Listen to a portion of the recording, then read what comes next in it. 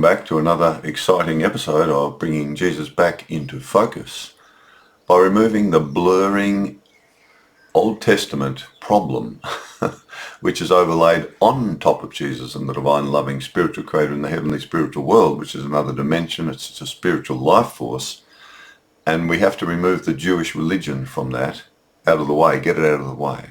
So that's why the Teachings of Jesus book I've written is called Unplugged.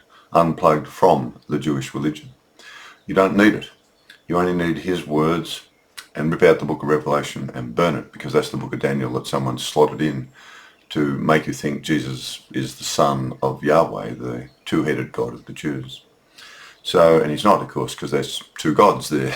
As everyone knows, they have a war god and a god of love, but they call them by the same name because that's a very cunning way to deceive people.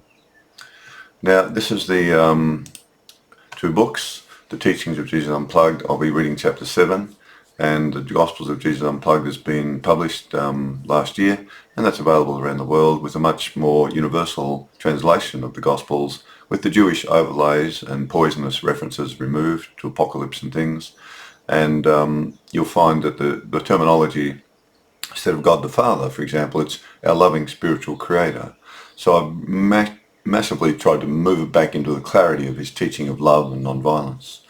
You can contact me at jcinfocus@gmail.com if you wish to comment on any of these things I'm teaching, and it is a teaching because Jesus said, teach this to others, so I am. Or share it. This is the Teachings of Jesus Unplugged. This is the general back of the cover of the book if you wish to buy it. The spiritual teachings of Jesus are a universal calling to all human children on earth to awaken into our spiritual body and true identity of love and non-violence before our dualistic body and mind of the flesh dies and returns to the earth. Only our spiritual body and soul live on. We must prevent the dualistic mind of our earthly body of flesh from controlling us and become at one with our spiritual mind filled only with the loving life force of our loving spiritual creator. Then our two bodies, one made of the earth and one formed of spirit, can be in harmony and at one in purpose to bring the spiritual love and peace of heaven to earth for all children. Only true spiritual children of light and love can enter the heavenly spiritual world. All those children divided within themselves between love and hatred cannot enter.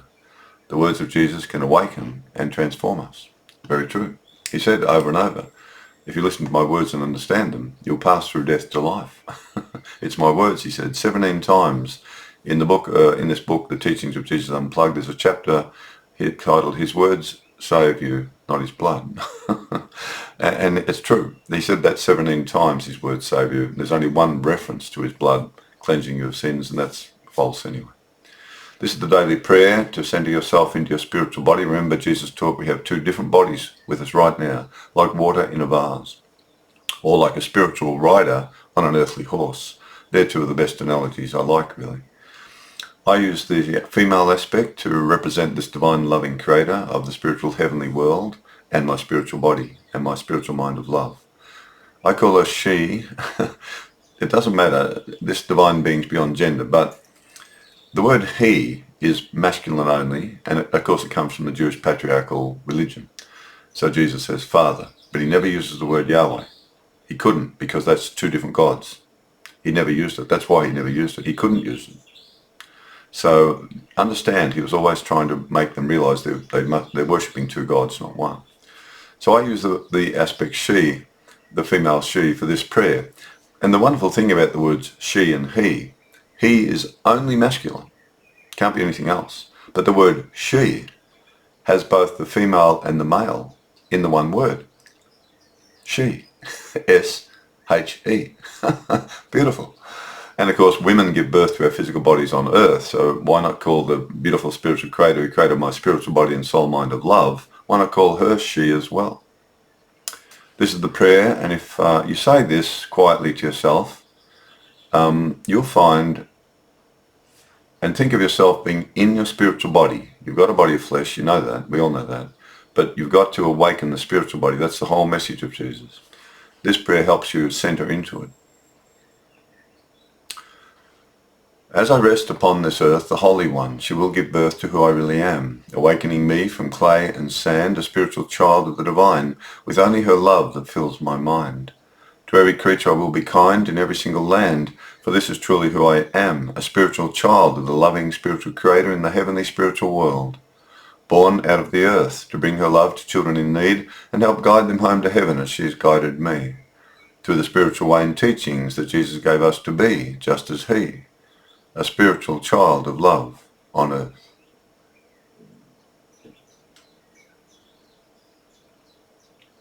That's who we all really are, underneath the flesh, body, and identity. My logo, the Spirit Earth logo, actually represents the two bodies that Jesus himself had, the cross and the dove flying away to heaven, of which we all have that. We all have two bodies, spirit body and earth body. Now we'll get into chapter 7 of the book. If we can just get it up there. Yep, there we are. Very good. So I'll get straight in. It's a long chapter. This is about the greatest demonstration of two bodies in one. So this is all about, the other chapters were about other aspects of the two-body teachings, the miracles he performed, bringing children's bodies back to life. But this is his own body. He demonstrates using his own body. He literally sacrifices his body of flesh, knowing he had a living spiritual body already alive with him, which is the one that appeared to the disciples, not his body of flesh, which died and was buried. So let's read this now, because it's quite obvious. He's always trying to tell them, you've got two bodies, one spiritual, and that's the one that lives on. Greatest demonstration of two bodies in one. Jesus is about to provide all of the disciples with the greatest living demonstration of his spiritual teaching about the two bodies separating at death by appearing to them briefly only in his living spiritual body after his body of flesh dies and is buried. This is the culmination of all his loving spiritual teachings and way of living which he gave to us, so we may also awaken to our own spiritual body that is within us right now, and enter the heavenly spiritual world of love as he did when our bodies of flesh also die and return to the earth as his did. Jesus allowed his body of flesh to be killed on a cross by the Jews with Roman help. He did not have to do this, but chose deliberately and extremely courageously to go ahead and let it happen. This extreme self-sacrifice of his temporary body of flesh had to take place in order to become a living demonstration on earth to the disciples that we really do all have two very different bodies in one. The spirit lives on after the flesh dies. The disciples had already glimpsed his spiritual body when he walked on the water and thought he was a spirit, and again at the transfiguration event where they saw his face shine like the sun and his garments became as white as light. In both events he shifted more fully into his spiritual body, and the radiance of his spiritual body shone through the outside of his physical body. It is interesting that Jesus is described as being as white as light. In John 12:36, Jesus teaches, "While you have the source of light with you, believe in the light, so that you may become children of the light." Jesus is connected to the source of spiritual life, or the light, of our loving Creator. He is an awakened spiritual child on earth filled with the loving spiritual life force of our heavenly spiritual Creator, and is telling them to become like him and awaken to their own spiritual body and identity also, filled with her light and loving life force. Jesus explains his living spiritual body will rise from his dead body of flesh. John 10:11. Jesus said, "I am the good shepherd. The good shepherd lays down his life for the sheep." John 10:17. Jesus said, "For this reason my loving spiritual Creator loves and empowers me, because I lay down my body of flesh so I may take my life up again in spirit. No one takes it from me, but I lay it down of my own free will. I have the authority to lay my flesh down and authority to take my spiritual life up. My loving Creator has asked me to perform this action for your benefit."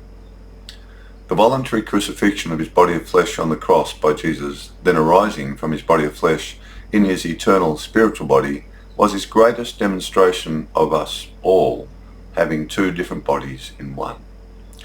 He is emphasizing this point by saying he's going to do this of his own free will, because he knows he actually has two living bodies, and one will be laid down to die and the other will be raised up to heaven. We saw this in his very direct teaching when he said, "Two will be in a single bed. One will be received to be near a loving Creator, and one will die and be food for the vultures." The first is the eternal spiritual body, and the other is the temporary earthly body of flesh. And he could choose to do this because his spiritual body was now fully awakened and empowered by the loving life force of our loving spiritual creator, who is eternal. John 12:32, Jesus said, "If I am lifted up from my earthly body in my spiritual body, I will draw all children to me and our loving creator in the heavenly spiritual world." John 8:28, Jesus said, "When you lift up the spiritual child of humanity, then you will know that I am a spiritual child of our loving creator." Jesus knew his spiritual body formed from the spiritual life force of our loving creator was not going to die. He knew that once he was separated from his body of flesh by it being lifted up on a cross and crucified, he would then for the first time be able to appear before his disciples in his full spiritual body only. And this is how he was going to draw all children to him and his spiritual teachings and way of love that leads everyone to the spiritual heavenly world by also becoming awakened to our spiritual body and soul mind of love. He simply demonstrated to the disciples that once our body of flesh dies, we will only be in our spiritual body. Many Judeo-Christians teach his body of flesh being physically lifted up on a wooden cross and crucified, will cleanse us of our sins through his blood being spilled in this way. That belief is a Jewish overlay and misleading. They missed the main point of what he was really doing, sacrificing his temporary body of flesh to show us we have another eternal spiritual body that lives on, that we must become at one with before our body of flesh dies and returns to the earth.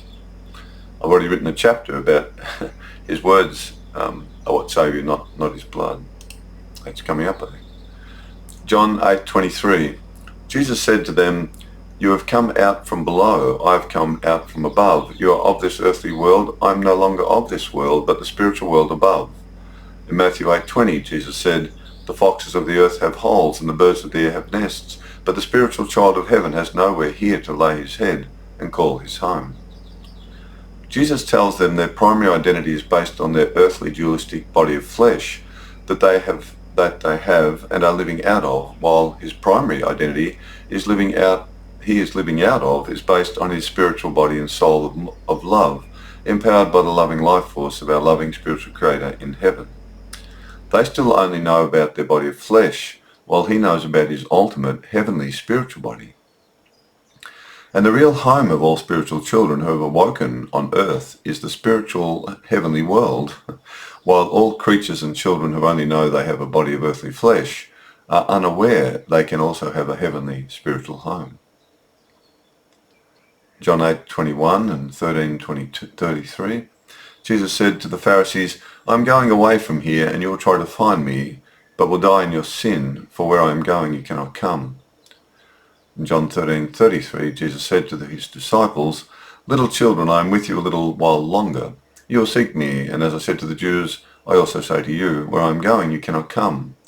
Peter said to him, "Lord, where are you going?" Jesus answered to him, "Where I go you cannot follow me yet, but you will follow later."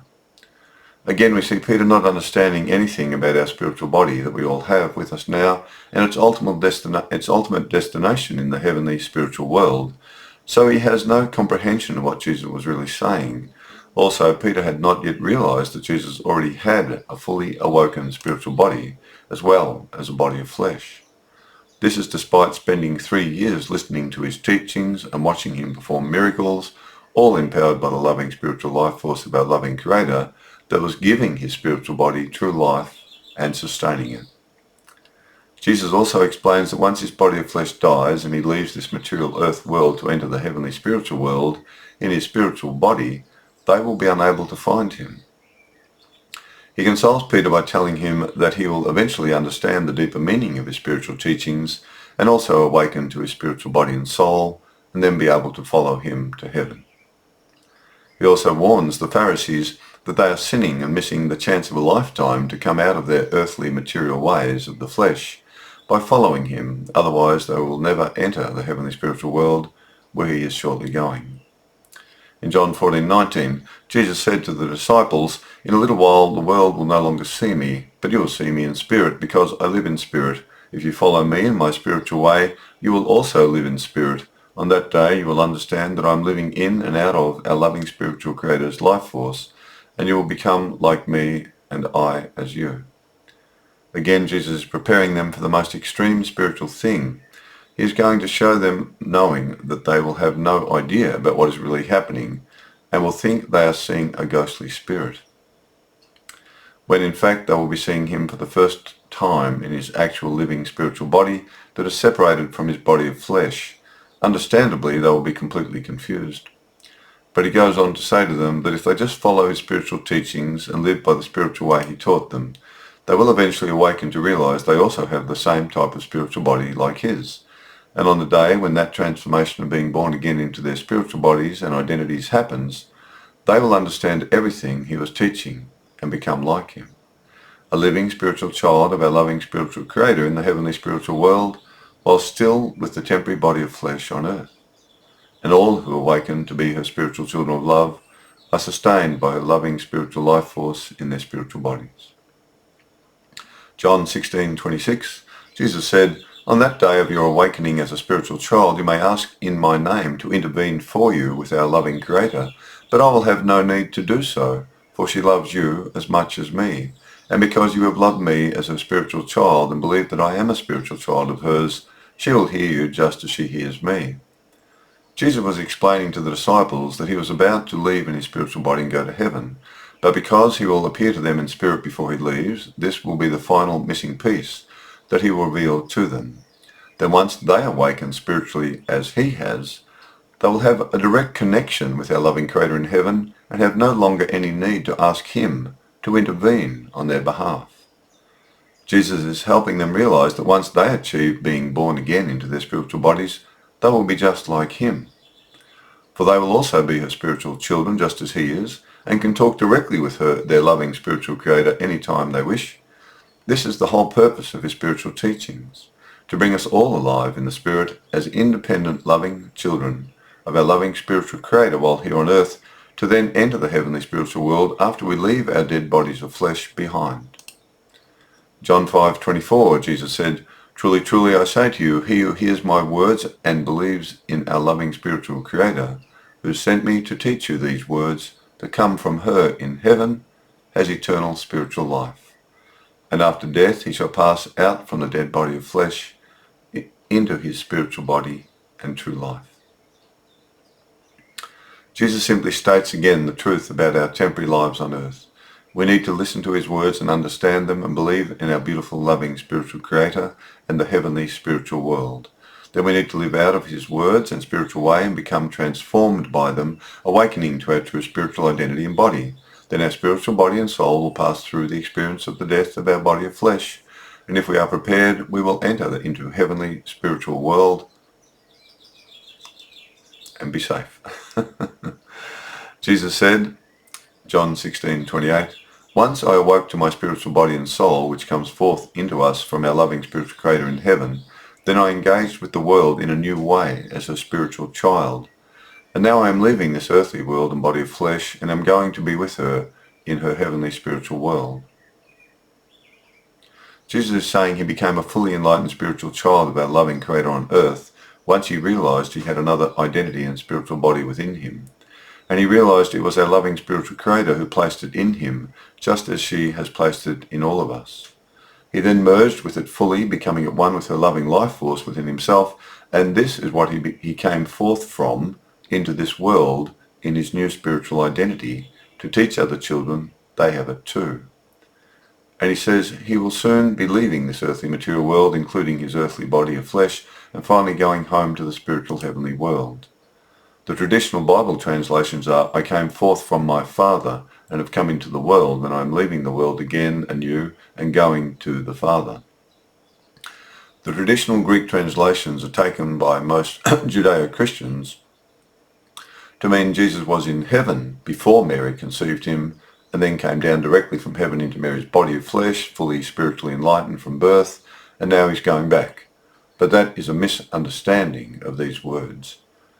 He had to seek and find his spiritual body and soul within his own body of flesh, while being inspired and guided from heaven by a loving Creator to do so.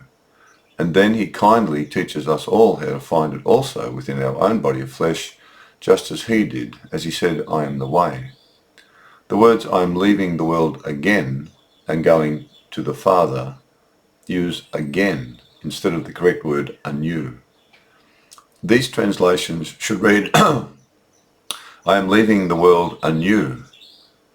This would be closer to the truth that he was leaving this world in his new spiritual body that had come fully alive while here on earth in the flesh. That's what he really was saying, and that's the translation should say anew, not again. It's a new body. It's a spiritual body. It awoke here while he was on the earth in his body of flesh and clay, and he left in his spiritual body anew, in a new body, a new identity. John 16:20, Jesus said to the disciples, "Truly, truly, I say to you that you will soon weep and lament over me, but the worldly ones will rejoice while you grieve, but then your grief will be turned to joy." Whenever a woman is in labour, she has pain because her hour has come, but when she gives birth to her child, she no longer remembers the anguish because of the joy that her child has been born into the world. Therefore, you too have grief now, but I will see you again, and your heart will rejoice, and no one will take your joy away from you. Jesus is saying the Jewish leaders and their followers will be celebrating the death of his body of flesh, while his disciples will be crushed with sadness until he reappears to them in his spiritual body, and then they will be filled with joy. He then uses an example that carries two meanings of a woman giving birth. Firstly, there is the reference to her pain being similar to their pain after he dies, followed by rejoicing at seeing him alive again, just as the mother sees her living baby for the first time after a painful birth and rejoices. The second meaning fits in perfectly with his earlier teachings that we must all be born again into our spiritual bodies, which is what the disciples will fully see for the first time after he rises in spirit from his dead body of flesh. Once you understand this simple truth, everything falls into place for you. You won't be a Jewish Christian anymore, you'll just be a Christian. The Jews don't believe this, so don't go there. Don't worship Yahweh. The crucifixion arising in his spiritual body. So this is the moment where it all sort of happened. When Jesus voluntarily allowed his temporary body of flesh to be murdered and killed, it was a supreme act of love. He knew he had another spiritual body that had come fully to life, empowered by the loving spiritual life force of our loving Creator, and could not die. But the disciples were still unaware they had one too, as we all do, and they were still not understanding his teachings enough to awaken it. This was like shock treatment to start a stilled heart when they saw him after death in his spiritual body only. Then they saw the full result of his teachings that he was trying to awaken them with, to help lift them up in spirit out of their ignorance into enlightenment of who they really are, and who we all really are. We all have a spiritual body, but it's only empowered by love. So I suggest everyone get into it. Luke 23:46. At the moment when the body of flesh of Jesus died, he cried out, "My loving Creator, into your hands I commit my spirit." Not my dead body of flesh. His dead body of flesh hanging on the cross was now lifeless, while his spiritual body and soul that was still fully alive left the dead body of flesh behind. As Jesus teaches, one body is received to be near our loving Creator, and one body is redundant, of no use, and dismissed. He had two fully functioning bodies. One died and was buried, and one rose to live on. That's the truth of his teachings. John 20:14. After the dead body of Jesus was placed in the tomb, Mary Magdalene came 2 days later to visit the tomb, but the stone was rolled back, and the body of Jesus was now missing for some reason. So she sat and wept, but then turned around and saw Jesus standing there, but she did not recognize him. Jesus then said to her, "Woman, why are you weeping? Whom are you seeking?" Supposing him to be the gardener, she said to him, "Sir, if you have carried his dead body away, tell me where you have laid him, and I will remove him back to here." Jesus spoke just one word to her, saying, "Mary." Upon hearing her name spoken by Jesus, she turned, and even though he appeared different now, she knew it was him. She said to him, "Teacher."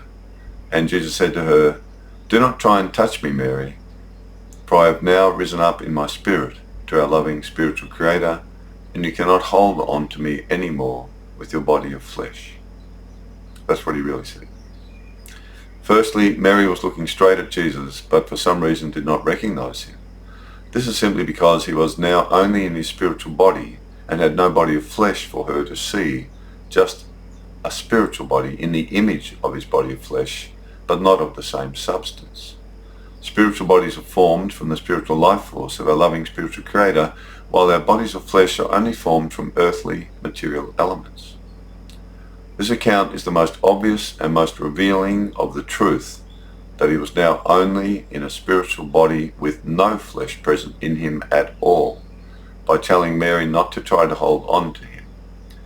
Mary was still in a body of flesh, and her physical arms and hands would not have been able to hold something now completely spiritual. It is that simple.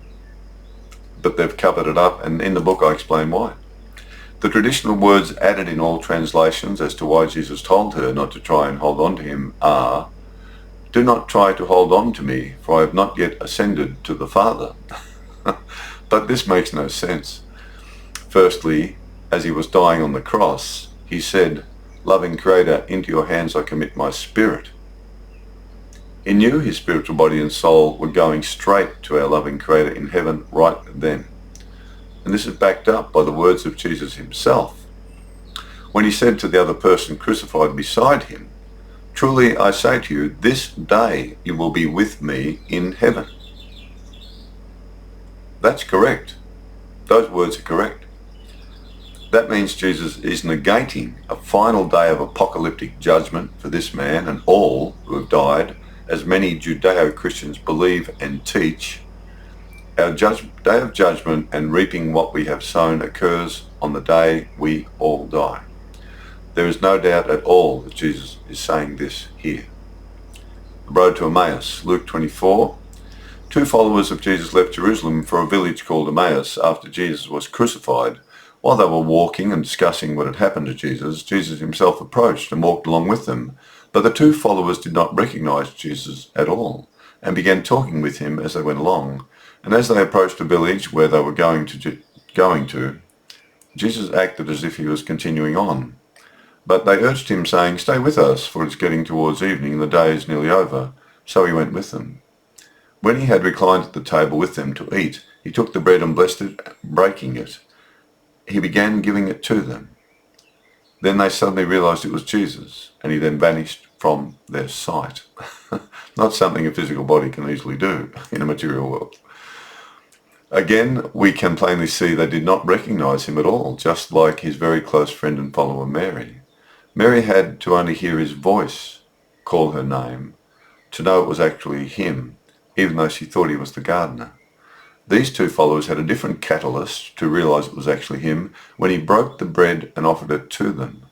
This is the famous Last Supper tradition established by Jesus when he said, "Do this in memory of me." Despite not recognizing him, those words and action of Jesus jogged their memory, and then they knew this man was Jesus. At that moment of their realization, Jesus just vanishes into thin air and disappears. He had a spiritual body. That's how he did it. You could too if you had one, out of your body of flesh. Hopefully we all will, in a good world. They did not easily recognize Jesus because he was in his full spiritual body. He simply vanishes from their sight, which a body of earthly flesh cannot do, but the spiritual body can. Jesus appears to the 11 disciples, including Thomas. Luke 24. After Jesus vanished out of sight, the 2 followers got up that very hour and returned to Jerusalem to tell the disciples what had happened. When they arrived and entered the room where all 11 of the disciples were gathered, including Thomas, they began to relate their experience of meeting Jesus along the road and how they did not recognize him until he performed the breaking of the bread, then he just vanished. While they were telling these things to them, despite all the doors being shut, Jesus himself suddenly appeared out of nowhere amongst them and said, "Peace be with you." But they were terrified and filled with fear and thought they were seeing a ghost or spirit, not recognizing it was Jesus. Of course they were right. It was a spirit. Jesus said to them, "Why are you so troubled, and why do doubts arise in your hearts and mind?" Jesus again said, "Peace be with you. As our loving spiritual creator has sent me to teach the spiritual way, I also send you." After saying this, Jesus breathed on them and said to them, "Receive the Holy Spirit of our loving creator." Then he vanished out of sight. And that's all that happened. There were many overlays and red herrings put on top of that for a good reason, which I explained in the book. Well, not a good reason, but a reason they had to do it to protect his teachings. The first accurate thing to note in Luke is that Thomas was there when Jesus first appeared to the 11 disciples. The account in John's Gospel of Thomas not being present and doubting his fellow disciples is false, and John has added that in to distort and cover up the truth. But John also reveals Mary at the tomb, and Jesus, she couldn't hug him. John was really truthful in that way, but they all put in red herrings too, because the Jews didn't understand anything about spiritual bodies. The second thing to take note of is that his own disciples did not recognize him and thought it was an apparition of a ghost or spirit, and they were terrified and filled with fear.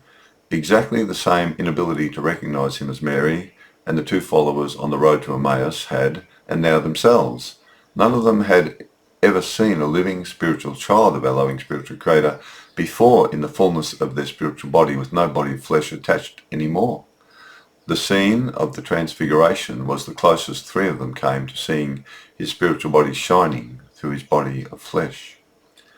The third thing to note is that they actually received the blessing of the Holy Spirit of our loving Creator right then and there directly from Jesus himself. The way it is being described as Jesus breathing on them is a beautiful play on the Greek word for breath that can also mean spirit.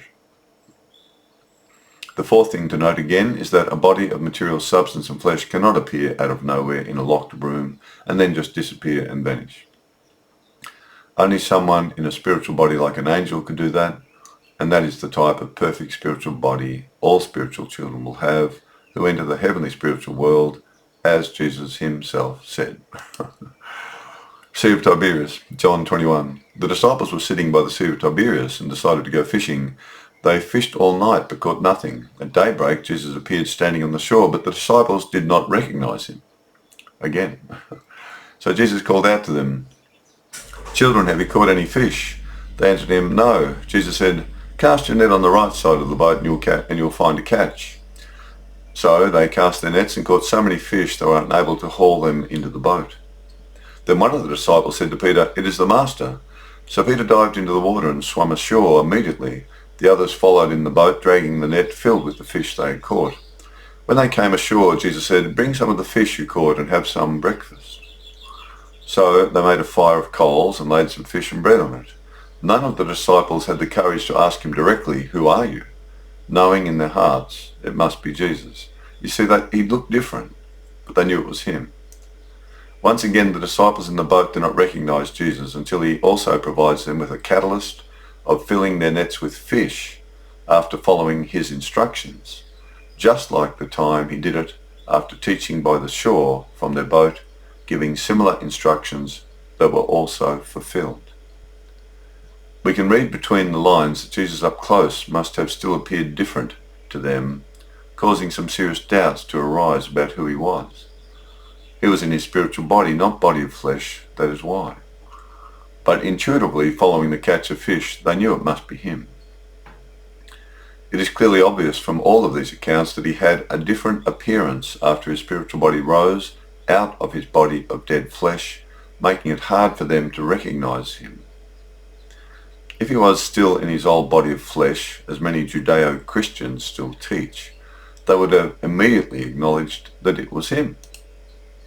After the earthly body of Jesus died and was buried, and he arose out of it now fully in his spiritual body, he only appeared very briefly to the disciples on a few occasions, and only gave brief instructions for them to follow, as well as blessing them himself and giving them the Holy Spirit to receive from our loving spiritual Creator. The main purpose of Jesus sacrificing his body of temporary flesh by allowing the Jews to kill it was to provide an extraordinary living actual example and demonstration of what happens to us all at the time of our death. If anyone listens closely to his words and understands them correctly, they will come to see that right throughout his spiritual teachings, he is preparing us for this very moment of departing from a dead, useless body of flesh in our eternal spiritual body of love. That was the whole purpose of his life, works and teachings, to help us bring our spiritual body and soul fully alive, to lead us out of a material world of danger suffering and death through the spiritual way of love. This must awaken within us to be able to enter a far more beautiful spiritual heavenly world where there is no more suffering or death, but only joy, life and love. All the spiritual practices that he taught and explained how to do are the very things that awaken our spiritual body and soul to real, true spiritual life. And they are all empowered by only one motivation and one life force, love. The flesh is prone to be dualistic, but our soul and spiritual body can only be singular with love. Our earthly temporary bodies of flesh are only empowered by temporary earthly elements. Our spiritual bodies and souls and minds are only empowered by one thing, the eternal loving spiritual life force of our loving spiritual creator in the heavenly spiritual world, so they never die. Our earth body disintegrates and returns to its source, the earth. Our spiritual body remains intact and returns to its source, our loving spiritual creator who formed it for us. But we must all cross over the ever-flowing river, reaping what we sow, to reach the shores of heaven safely without sinking and being carried downstream to another destination for our souls to be cleansed. Jesus gives us all the instructions we need on how to successfully cross over that river without sinking. Spiritual children of our loving Creator just walk across the river in their spiritual body just as Jesus walked on the water. Those weighed down by heavy evils they have committed in this world cannot do so and sink, and are carried away from heaven downstream to be cleansed. That's the hellish burning realizations. There are added words to cover up the truth. In all Bibles there are words written that say Jesus rose in a body of flesh, that he ate some fish when he appeared to the disciples. He shows them the wounds on his perfect new heavenly body and prompts them himself to touch him to see that he is not a spirit but flesh. And in Matthew's version there are a few women at the tomb who see Jesus and supposedly fall down and hold his feet, unlike the Mary Magdalene account where Jesus says she cannot hold him because he is obviously in his spiritual body.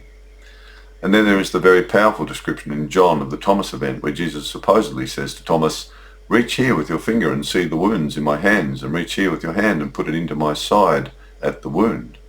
But this is only found in John's Gospel, planted as a red herring, while the Gospel of Luke correctly says Thomas was present when Jesus first appeared to the disciples together. That's the correct account. John did it for a reason, which I explain in the book. I'll dedicate a chapter addressing this problem later in the book. The most important thing to remember is that he was still alive and well and appeared to the disciples in some type of different body that could just appear and disappear after they killed his body of flesh. The main thing as followers of Jesus is that we all believe that our life will continue after our body of flesh dies.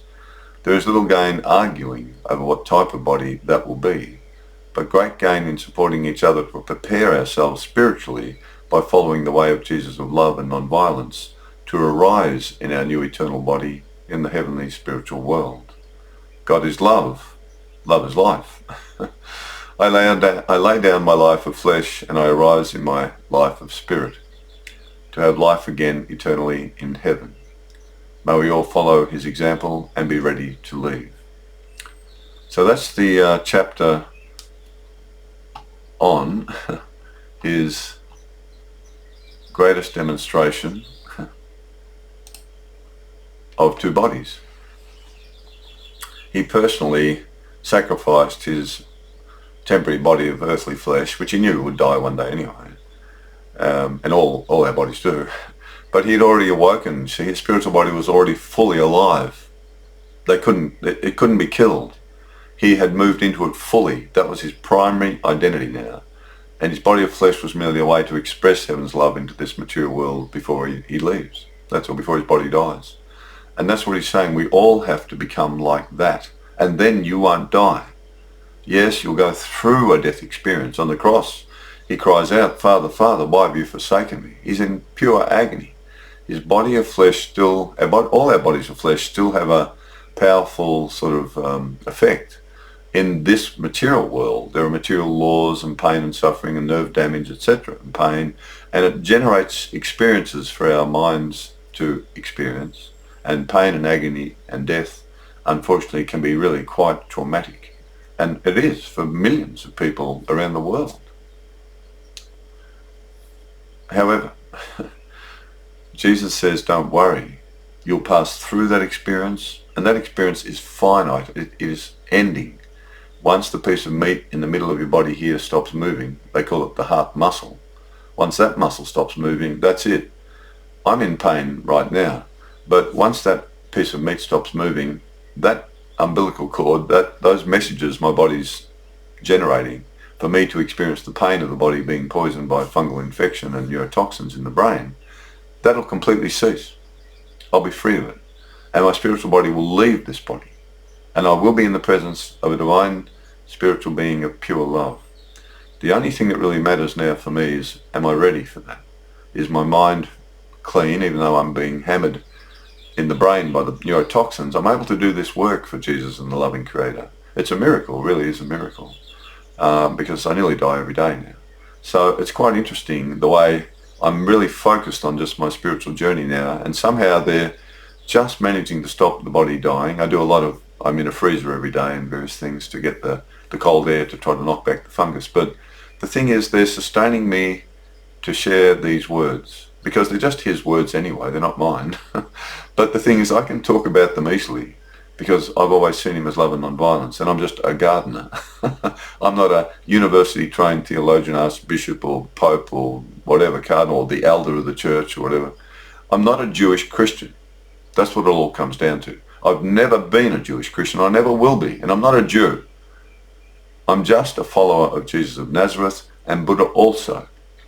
Very interested in him because he was a pacifist, like Jesus was a pacifist, and Buddha taught everyone the same with equanimity, and Jesus treated everyone the same with equanimity.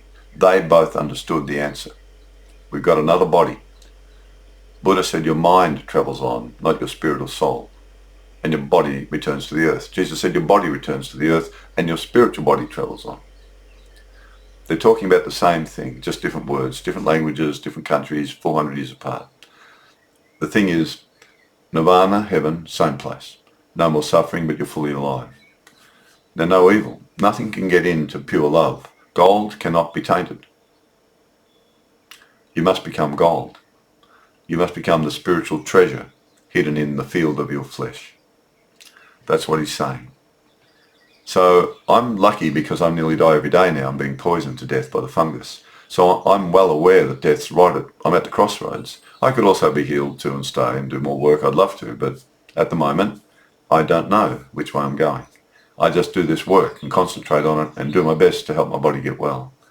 However, this work is really important to me because I was really angry when I visited all these different churches recently in the last 5 years at the way they were openly slandering Jesus and the loving spiritual creator of love in the heavenly spiritual world.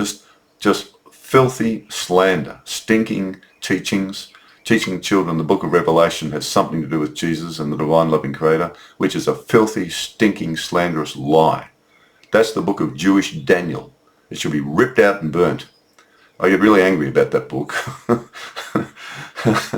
Oh well, good to get angry about something that's evil, isn't it? Okay then, well that's it for that chapter. That was his greatest demonstration of the two bodies. He personally demonstrated it. They'd already seen him walking on the water, they saw the transfiguration, but now they really saw it. They really briefly saw his spiritual body. The thing is, we have to remember, spiritual children in heaven can't appear to us readily. It's just not allowed. Very rare. You might see an angel. Jesus just very briefly appeared and then went. We have to have faith and belief. The more you live out of love, the more you'll be able to connect with heaven. I've had miracles and wonders come into my life, but not a physical healing of my horse, my body. But I've had these other signs to keep going, don't give up. Keep doing this work, don't stop. So I thought, okay, if you hold on to me, I'll see how far I can get. So the books are both are nearly published, and this is the 7th chapter of the second book, and it's a powerful message to Jewish Christians. Stay with your church. If you want to stay with the Jewish Christian church, stay with it. But don't believe any of the rubbish they teach you about Yahweh being the God of Jesus. That's rubbish. Just forget about that. And if they bang on about the book of Revelations, we'll say, oh, I've got to go home and make a cup of tea now. Let them talk about that rubbish. Come back when they're talking about Jesus. No need to leave them. All Jewish Christian churches generally have great charitable works in the world, but that's not because of the Jewish religion. That's because of Jesus and the loving Creator. You see where I'm going? You've got to try to weave your way through that Jewish Christian religion, whereas if you just follow Jesus, you don't have to weave anywhere. You're with him straight away, and you're with the true loving God straight away. There's no Yahweh. Okay, well, I'll go for now. Bye.